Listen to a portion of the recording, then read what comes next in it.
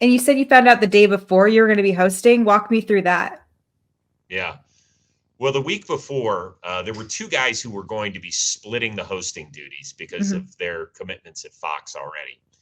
And the week leading up to it, it was like the final dress rehearsals for the entire staff. They wanted the on-air people to start building more and more chemistry. They wanted the people behind the scenes to start getting into a daily routine on, what the timeline was going to be like every day to put out a show that, an organization like this had never put together. It wasn't just a highlight show. It was something totally different. And neither of the guys who were expected to host could host. They had other commitments. And so I remember it was my wife's birthday, and we were out to a movie. It was like a Monday or a Tuesday. Mhm.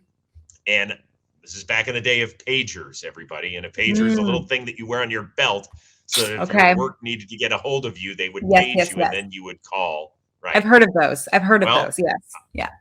I got paged and they said, hey, listen, we need you to help us out this week. We need you to kind of fill in on Thursday and Friday during Best Damn rehearsal week.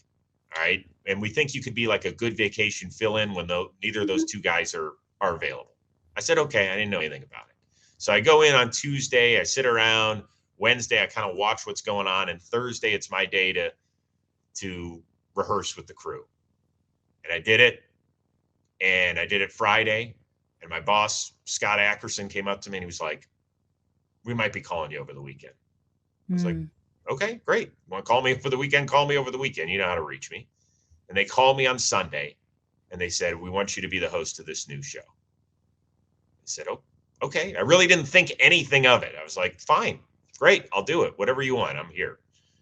And I started. And as I said, it changed my career.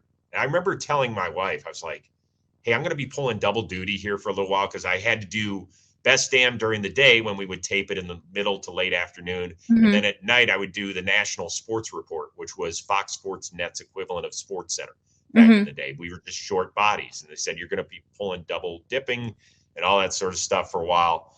I had to cancel a couple of vacations. And she's like, they're always screwing you. And I was like, hey, it could end up being good.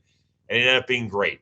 And Yeah. as I said, it changed my career path. I got to do things at Fox Sports and eventually got more visibility to get other jobs at MLB Network and eventually NFL Network and eventually BattleBots. And it's been an amazing ride. And now with John Boy Media, it just continues with a different generation of people who hadn't been introduced to what I did for 25 plus years.